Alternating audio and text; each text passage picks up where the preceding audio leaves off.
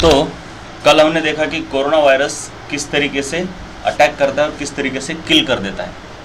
Corona virus के बारे में सबसे इम्पोर्टेंट बातें जो हमको याद रखनी है वो ये कि सबसे पहले तो इस कोरोना वायरस के ऊपर ये क्या होता है, ये बोलो क्या बोलते हैं इसको, स्पाइक प्रोटीन्स। यही तो सबसे इम्पोर्टेंट है। इन स्पाइक प्रोटीन्स की मदद से ही तो वो क्या करता है, वो सेल के अंदर चला जाता है। It goes inside the cell, so this are the spikes, spike proteins. This spike protein acts as key to get into the cell, right.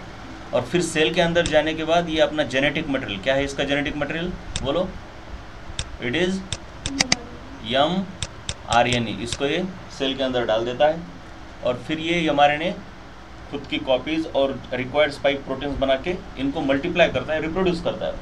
बहुत ज़्यादा होने के बाद ये अलग अलग सेल्स के अंदर जाके उनको इन्फेक्ट करते हैं। इनके इन्फेक्शन को मारने के लिए हमारी सेल फ्लूइड को, म्यूकस को क्रिएट करती है और वो म्यूकस की वजह से हमारे जो अल्वेओलाई है वो फिलअप हो जाते हैं। अल्वेओलाई फिल होने के बाद क्या होता है, वो हम गैस का एक्सचेंज नहीं कर पाते और उसी की वजह से ब्रीथिंग में प्रॉब्लम आती है और प्रॉब्लम बढ़ने के बाद डेथ हो जाती है, राइट। अब हमने देखा कि ये सिर्फ लंग्स के सेल के ऊपर ही अटैक क्यों करते हैं, क्योंकि लंग्स के सेल के ऊपर ये ऐसे रिसेप्टर रहते हैं जो कि इनके स्पाइक के साथ मैच होते हैं, right. These are called as the receptors.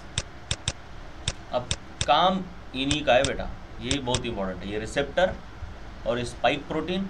और मैंने बोला था कि हमारी बॉडी, जो यंग लोग रहते हैं उनके अंदर कोरोना कंट्रोल कैसे होता है, क्योंकि उनके पास इम्यूनिटी पावर ज़्यादा होती है। इम्यूनिटी पावर का मतलब क्या है कि वो इम्यूनिटी पावर, वो एंटीबॉडीज़ क्या करती है, उसका एंटीबॉडीज़ कैसे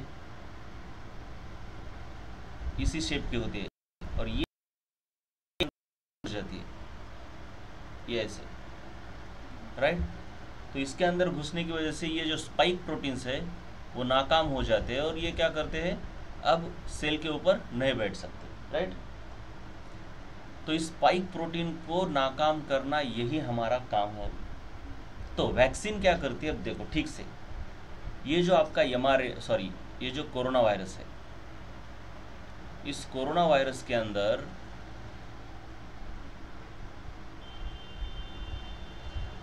क्या होता है, ये इसका mRNA है, राइट। इस mRNA के अंदर कई सारे जीन्स रहेंगे। जीन यानी कोड रहेगा, एक्चुअली जीन्स नहीं होते, जीन तो डीएनए के ऊपर रहता है, लेकिन फाइनल प्रोटीन सिंथेसिस डीएनए से नहीं होता, mRNA से होता है, क्योंकि डीएनए से mRNA इंफॉर्मेशन लाता है, फिर mRNA किसके अंदर जाता है, राइबोसोम के अंदर जाता है और राइबोसोम के अंदर जाके प्रोटीन का प्रोडक्शन करता है। तो मान लो इस mRNA, देखिए ठीक से मैंने क्या बोला, mRNA का काम क्या होता है, राइबोसोम के अंदर घुसना। ये जो हमारी सेल है, ये वाली सेल, इस सेल के अंदर जो राइबोसोम रहता है, इस राइबोसोम के अंदर घुस के ये mRNA खुद के स्पाइक प्रोटीन्स को पैदा करता है और इससे इसका रिप्लिकेशन होता है। तो ये मान लो इस mRNA के ऊपर यहाँ से यहाँ तक के जो कोड है, जिसको हम कोडॉन कहते हैं, ये कोडॉन इस स्पाइक प्रोटीन के लिए, स्पाइक प्रोटीन।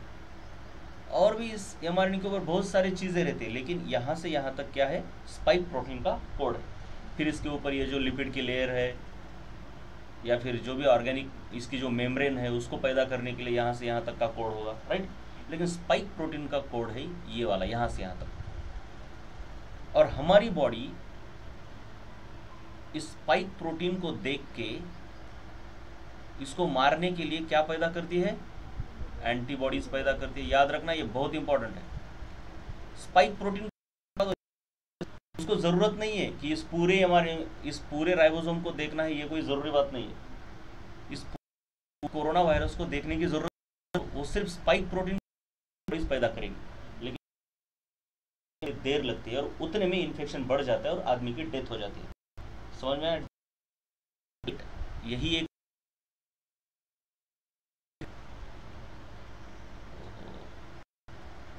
इस लेट की वजह से ही क्या होता है, एक मिनट,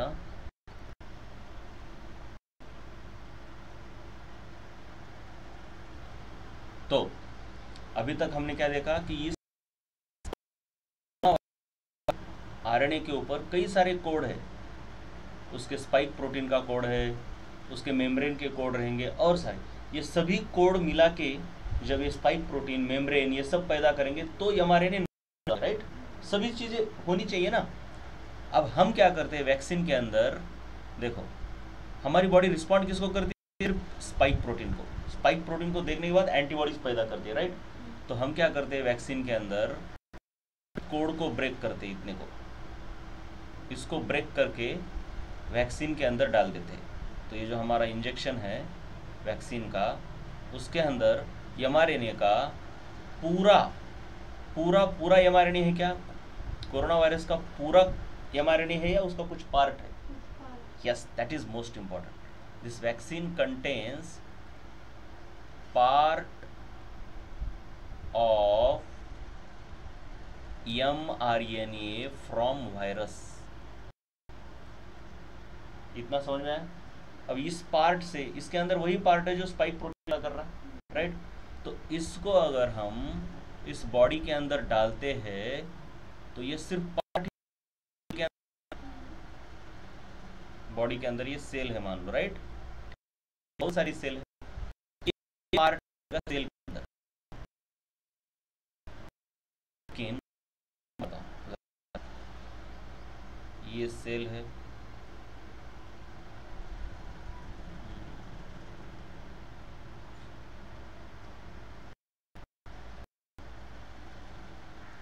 अब इस सेल के अंदर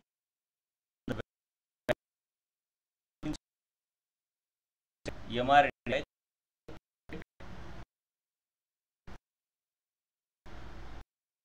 अब ये पार्ट चला गया तो ये पार्ट पूरा का पूरा वायरस पैदा करेगा या सिर्फ spike protein? Only spike protein पैदा करेगा। अब जैसे ही, देखो मैं जरा इसको मिटा दूंगा, अब जैसे ही हमारे राइबोसोम की हेल्प लेकर, ये सेल के अंदर जो राइबोसोम है उसकी हेल्प से स्पाइक प्रोटीन्स बनने शुरू हो जाएंगे। मतलब ये स्पाइक प्रोटीन्स, पूरा का पूरा वायरस तो नहीं बनेगा, ओनली स्पाइक प्रोटीन। तो जैसे इन स्पाइक प्रोटीन्स को हमारी बॉडी देखेगी तो एंटीबॉडीज तो पैदा करेगी, राइट, समझ में आ रहा है ना। लेकिन ये स्पाइक प्रोटीन्स हमको क्या डेंजरस है क्या? सिर्फ spike protein is not dangerous, पूरा का पूरा वायरस अगर पैदा होता तो डेंजरस होता। अब यहाँ पे रिप्लिकेशन हो रहा है पूरे वायरस का नहीं, वैक्सीन की वजह से रिप्लिकेशन पूरे वायरस का नहीं हो रहा। किस चीज़ का हो रहा है? ओनली स्पाइक प्रोटीन का। और स्पाइक प्रोटीन को पैदा क्या कर रही है? एंटीबॉडीज पैदा कर रही है, बहुत सारी पैदा कर रही है, बहुत सारी पैदा कर रही है। अब हमारे बॉडी के अंदर वैक्सीन को रिस्पॉन्ड करने के लिए बॉडी ने एंटीबॉडीज पैदा कर दी, बहुत सारी, बहुत सारी। अब कुछ एंटीबॉडीज तो इसके ऊपर जाके चिपकेगी, क्योंकि एंटीबॉडी का काम ही है स्पाइक प्रोटीन के ऊपर जाके चिपकना। लेकिन बहुत सारी एंटीबॉडीज अब हमारे बॉडी में मेमोरी सेल की तरह काम करती है, मतलब रह जाती है। शुरू में थी क्या हमारे बॉडी के अंदर? नहीं थी। उनको पैदा होने के लिए टाइम लगता है। ये टाइम किसने दिया? वैक्सीन ने। वैक्सीन को देख के धीरे धीरे धीरे धीरे बहुत सारे एंटीबॉडीज पैदा हो गए।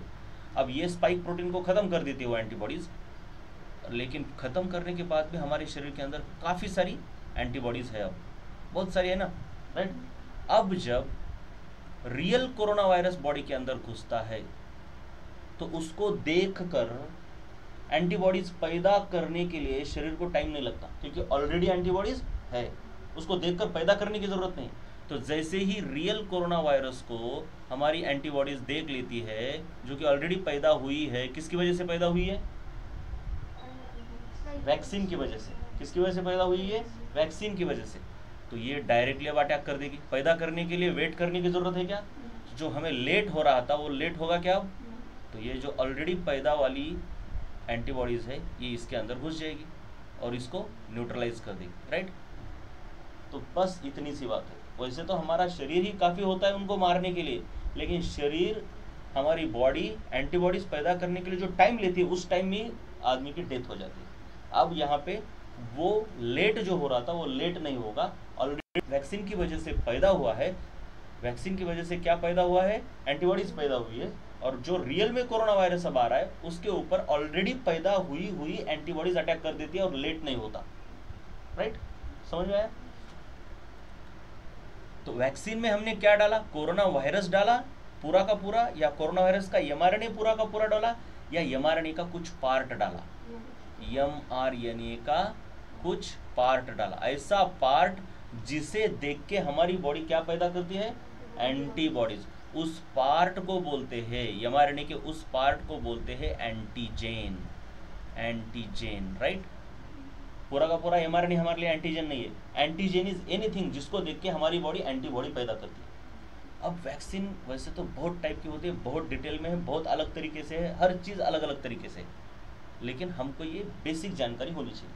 अब हमको 10th क्लास में भी है वैक्सीन कैसे काम करती है। अब ये हो गई वैक्सीन, कोरोना वायरस की वैक्सीन इस तरीके से काम कर रही है। उसके बाद वैक्सीन के 2 डोसेस लेना क्यों ज़रूरी है? देखो, पहले डोज से उतनी इम्यूनिटी नहीं आती, और वैसे भी देखिए 2 चीज़ें की जाती है, एक तो 2 डोसेस ले लो, और दूसरा 1 डोज लेने के बाद कुछ दिनों के बाद इम्यूनिटी आती है, लेने के तुरंत बाद नहीं आती। क्यों? क्योंकि वैक्सीन को देख के भी हमारे बॉडी को एंटीबॉडीज़ पैदा करने के लिए कुछ तो देर लगेगी ना, तो उसके लिए कुछ दिनों के बाद हमें इम्यूनिटी आती है। और दूसरा डोज इसलिए लेना है कि पहले डोज को सप्लीमेंट करने के लिए दूसरा डोज है, क्योंकि हमारे शरीर में एंटीबॉडीज़ की संख्या बहुत ज़्यादा चाहिए। एंटीबॉडीज़ हमको चाहिए। देखिए, हम किसका जवाब दे रहे हैं? Why after some days, immunity कुछ दिनों के बाद क्यों आती है, और दूसरा 2 डोसेस क्यों काम किए। तो एंटीबॉडीज़ हमको पैदा करनी है, मान लो 100 एंटीबॉडीज़ पैदा करनी है, तो इनको पैदा करने के लिए वैक्सीन हमको मान लो 20 ml चाहिए, 20 ml की वैक्सीन डालनी है अंदर, मान लो। लेकिन हमारी बॉडी 20 ml को एक टाइम में क्या ये लोड सहन नहीं कर पाती। It cannot at a time 20 ml dose, मतलब ये साइंटिस्ट ने अलग अलग एक्सपेरिमेंट करके देखा है कि हमारी body at a time 10 ml का डोज ही क्या कर पाती है?